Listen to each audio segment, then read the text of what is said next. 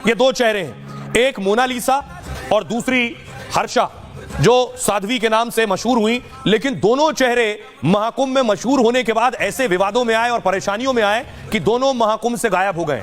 आइए दोनों के बारे में आपको बताऊं। मोनालिसा कौन है, पहली बार शायद इस प्रोग्राम में मैं बताने जा रहा हूं। मोनालिसा भी बहुत सुर्खियों में है और इतनी सुर्खियों में आई कि उन्हें महाकुंभ छोड़कर जाना पड़ गया। ये आप देख रहे हैं मोनालिसा को। मोनालिसा मध्य प्रदेश के इंदौर की रहने वाली है। इंदौर से पिता के साथ आई थी महाकुंभ में माला बेचने के लिए। उनके साथ ही बाकी परिवार भी महाकुंभ में माला बेचता था। लेकिन कुछ ही दिन में उनकी तस्वीरें तेजी से वायरल होने लगी। सोशल मीडिया पर लोग उनकी सुंदरता की तारीफ करने लगे। तस्वीरें वायरल होने से पूरे देश में लोकप्रियता बढ़ गई। इसी लोकप्रियता की वजह से लोग उनके साथ सेल्फी लेने लगे और हालत यह हो गई कि सेल्फी लेने वालों की मोनालिसा के पास हर वक्त भीड़ लगी रहती। यहां तक कि लोग यहां सेल्फी के लिए लोग पीछे पीछे मोनालिसा के दौड़ने लगे। मोनालिसा पहुंची थी माला बेचने के लिए। कई बार इससे बचने के लिए मोनालिसा को छिपना पड़ता था। मोनालिसा पर यह दावा उनके परिवार की तरफ से किया गया है। इससे महाकुंभ में वो पिता के साथ माला नहीं बेच पा रही थी, लोग इतना परेशान कर रहे थे। आखिर मोनालिसा के पिता ने परेशान होकर मोनालिसा को वापस भेज दिया है। फिलहाल उनका बाकी परिवार अभी महाकुंभ में माला बेचता है। दूसरी है हर्षा। 30 साल की हर्षा रिछारिया उत्तराखंड की रहने वाली है और महामंडलेश्वर कैलाचानंद गिरी की शिष्या है। 2 साल पहले अपने गुरु से दीक्षा ली थी। पेशवाई में निरंजनी अखाड़े के रथ पर नजर आई। सोशल मीडिया पर उन्हें सुंदर साध्वी भी कहा जाने लगा, लेकिन उनके साथ सेल्फी वीडियो शूट करने वालों की भीड़ लगने लगी। हर्षा लोकप्रिय हुई तो उन पर कुछ लोग सवाल भी उठाने लगे। कुछ संतों ने रथ पर बैठने और भगवा वस्त्र पहनने पर आपत्ति जता दी। शंकराचार्य अभिमुक्तेश्वरानंद ने भी रथ पर बैठने का विरोध किया। विवाद इतना बढ़ गया कि एक वीडियो में हर्षा रोते हुए नजर आई थी। परेशान होकर उन्होंने महाकुंभ छोड़ने का ऐलान कर दिया। इसके साथ ही उन्होंने कहा कि वो अभी साध्वी तो नहीं बनी है, लेकिन मैं धर्म और सनातन संस्कृति को जानने महाकुंभ में आई थी। मुझे इस लायक भी नहीं छोड़ा गया कि पूरे महाकुंभ में रुक सकूं। वो महाकुंभ जो जीवन में एक बार आएगा वो भी मुझसे छीन लिया। मेरे साथ जिन्होंने ये सब किया है उनको पाप जरूर लगेगा। आइए अब आपको सुनवाता हूं, दोनों को सुनिए। मोनालिसा जो मध्य प्रदेश चली गई, हर्षा जो महाकुंभ छोड़ चुकी हैं, क्या कहना। आपको कैसा लगता है लोग फोटो खिंचवाते थे? अच्छा नहीं लगता।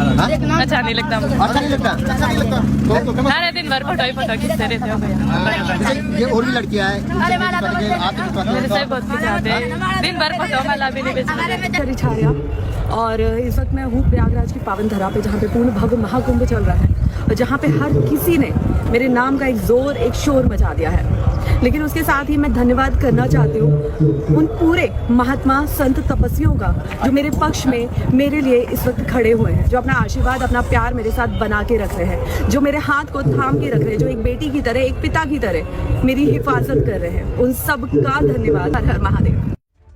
आइए अब आपको दिखाता हूं कि आखिर किस तरह से महाकुंभ में हजारों लोग नागा साधु बनने पहुंच गए।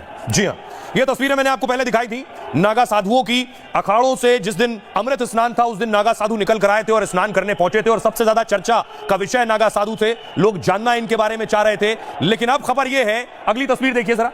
हजारों लोग पहुंच गए नागा साधु बनने के लिए। ये जो आप देख रहे हैं लोगों को, ये सब नागा साधु बनने पहुंचे। इतना क्रेज है, इतना ज्यादा लोगों का लगाव और जुड़ाव नागा साधुओं के साथ कि 20 से 25 हजार नागा साधु बन रहे हैं। अगली तस्वीर देखिए जरा। महिलाएं भी पहुंची हैं साध्वी बनने के लिए। यानी न सिर्फ पुरुष बल्कि महिलाएं भी सब कुछ त्याग कर नागा साधु बनने के लिए पहुंची हैं।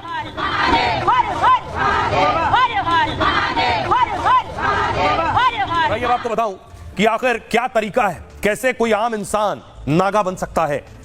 महाकुंभ में एक साथ 20 से 25 हजार नागा साधु बन रहे हैं। इसमें जूना अखाड़े से लेकर निरंजन अखाड़े के साधु हैं। नागा साधुओं को सनातन धर्म का रक्षक भी कहा जाता है। लेकिन युवा साधकों के नागा साधु बनने की प्रक्रिया बहुत कठिन है। संगम घाट पर साधकों ने 7 पीढ़ियों का पहले पिंडदान किया, फिर गंगा में 108 डुबकी लगाकर संकल्प लिया है। आमतौर पर नागा बनने की उम्र होती है 17 से 19 साल।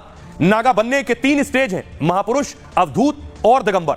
महापुरुष नागा बनने का शुरुआती कदम है। नागा साधु बनने के लिए अखाड़े में आवेदन देना होता है। अखाड़ा साधक को पहले नागा बनाने से मना कर देता है। साधक नहीं मानता तो उसके घर जाकर पूरी पड़ताल करता है। घर वाले मान जाते हैं तब रिकॉर्ड देखकर अखाड़े में लेते हैं और अखाड़े में करीब 6 महीने तक परख अवधि होती है उनकी, इसमें जिन्हें घर परिवार की याद आती है वो लौट जाते हैं। जो सन्यासी के लिए तैयार होते हैं वो महापुरुष कहलाते हैं। उनके गुरु उनकी चोटी को काट कर इसका ऐलान करते हैं। नागा साधु बनने की दूसरी स्टेज अवधूत की है। इसमें साधक परिवार और पीढ़ियों का पिंडदान करता है। वो खुद का भी पिंडदान कर मोह का त्याग कर देता है। पिंडदान के बाद धर्म ध्वजा के नीचे युवा साधक घंटों बैठते हैं। ठंड हो या फिर गर्मी, बिना खाए पिए रहने का अभ्यास कराया जाता है।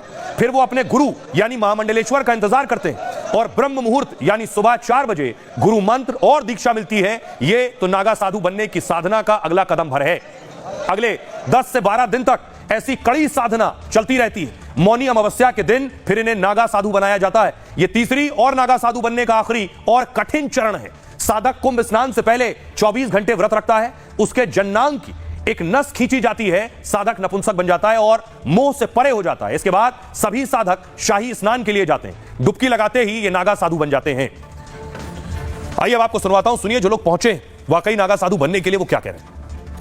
इनका आज नया जन्म हो रहा है। नया जन्म उनके कारण सबको लेके यहाँ पर बिठाया गया है। देखिए इनको भोजन वगैरह कुछ कराया नहीं जा रहा है। इनको अभी क्या है कि सुबह दिन भर इनको लेके गया, गंगा के तट में जाप कराया गया, हवन कराया जाएगा। 16 पीढ़ियों के पिंडदान करवा के शिक्षा ग्रहण दिया जा रहा है। प्राचीन समय से ही शपथ ग्रहण होता है, उसी प्रकार से आज इनका क्या हो रहा है, शपथ ग्रहण हो रहा है। आज सारा पूर्वज और खुद का पिंडदान करके आज से शुरू हो रहा है उसका संन्यास जीवन। पिंडदान देकर गंगा किनारे हम लोग आए हैं। तकलीफ नहीं देती है संन्यास की राह में? नहीं, ये परम सुख है, ये भगवान को पाने का रास्ता है, उससे सहज रास्ता और कुछ भी नहीं है। आइए खबरों में आगे बढ़ते हैं और अब बात सैफ अली खान की। सैफ अली खान का हमलावर पकड़ लिया गया है।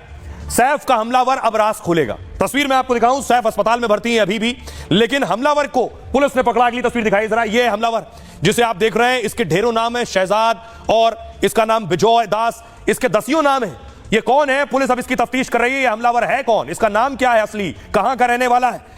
तस्वीर देखिए, इसको पकड़ा कहां से गया। ये दूसरी तस्वीर मैं आपको दिखा रहा हूं, जंगल की तस्वीर आप देख रहे हैं। इसी जंगल से पुलिस ने इस हमलावर को पकड़ा। इस घने जंगल में जाकर ये छिपा हुआ था जिससे पुलिस इस तक ना पहुंचने पाए। लेकिन पुलिस के लिए किसी अबूझ पहेली से कम नहीं था कि उस शख्स को कैसे ढूंढा जाए जो भेष बदल रहा है, नाम बदल रहा है, फोन बदल रहा है और जंगल में है। उसके बाद देखिए, पकड़ने के बाद पुलिस ने आज इसे कोर्ट में पेश किया। शरीफुल नाम भी इसका है, शहजाद नाम भी इसका है।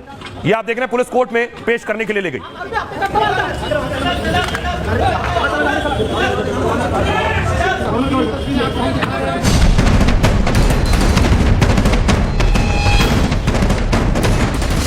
सैफ अली खान के हमलावर के पीछे पुलिस की 35 टीमें लगी हुई थी। सैफ पर जानलेवा अटैक के 72 घंटे हो चुके थे। हमलावर की कई सीसीटीवी तस्वीरें सामने आ चुकी थी, लेकिन सैफ पर चाकू से 6 वार करने वाले की लोकेशन लगातार बदल रही थी। हमलावर ने रेस्टोरेंट में खाना खाया और बिल पेमेंट किया। इसके बाद हमलावर पुलिस के रडार पर आ गया। रात के 12 बजे क्राइम ब्रांच की टीम शातिर को पकड़ने थाने पहुंची। पुलिस की आवाजाही देख शातिर जंगल में झाड़ियों के बीच छिप गया। आरोपी चादर डाल के यहाँ पर लेटा हुआ था। उसके बाद मुंबई पुलिस आरोपी तक पहुंची इस घने जंगलों में और फिर आरोपी को गिरफ्तार किया गया, जिसने अपना नाम बदलकर विजय दास बताया है। आरोपी पुलिस की 5 दिन की कस्टडी में है और अब वो हमले का हर राज खोलेगा। बांग्लादेश से भारत आने से लेकर सैफ पर हमला करने तक का सारा सच सामने आएगा।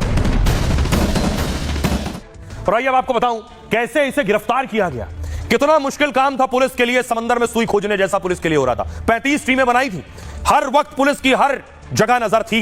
ये जितने मॉनिटर्स आप देख रहे हैं, सैफ पर हमले के 72 घंटे बाद हमलावर गिरफ्तार हुआ। लेकिन हुआ कैसे? 35